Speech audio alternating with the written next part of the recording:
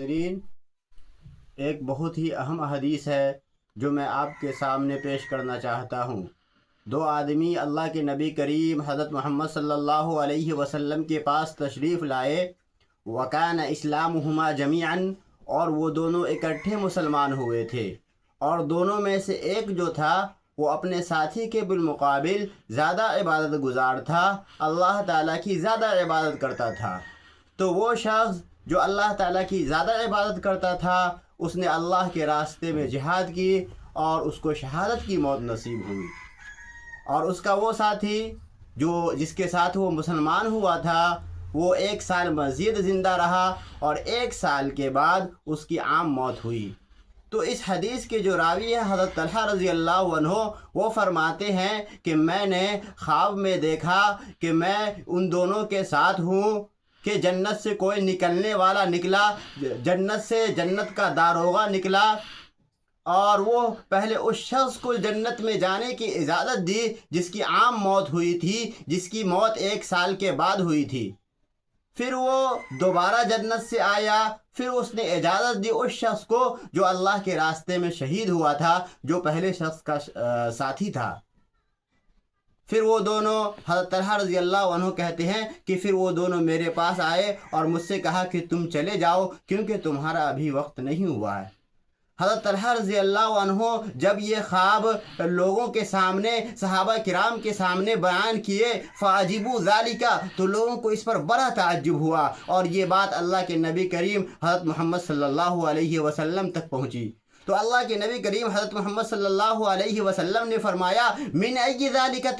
تَعْجَبُونَ، تمہیں کس چیز کی وجہ سے تعجب ہو رہا ہے؟ تم کیوں تعجب کر رہے ہو؟ قالوا یا رسول اللہ، صحابہ کرام نے عرض کیا، اے اللہ کے رسول، هذا كان اشد اجتہادا، یہ زیادہ عبادت گزار تھا، ثم استشهد فی سبیل اللہ، اور اس کے بعد یہ کہ اس نے اللہ کے راستے میں جہاد کی اور اس کو شہادت کی موت نصیب ہوئی، ودخل هذا الجنة قبله، جبکہ دوسرا وہ شخص جس کی موت عام موت ہوئی تھی اور وہ اس سے پہلے جنت میں داخل ہو گیا،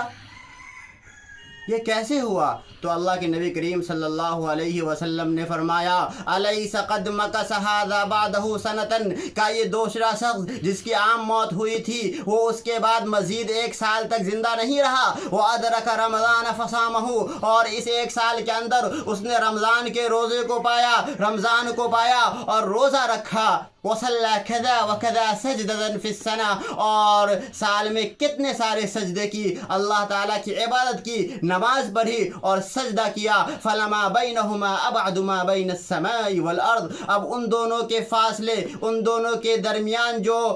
درجات ہے اس کا اتنا زیادہ فرق ہے جتنا دوری آسمان اور زمین میں ہے۔ ناظرین، اس حدیث کو بیان کرنے کا مقصد صرف آپ کے سامنے یہ ہے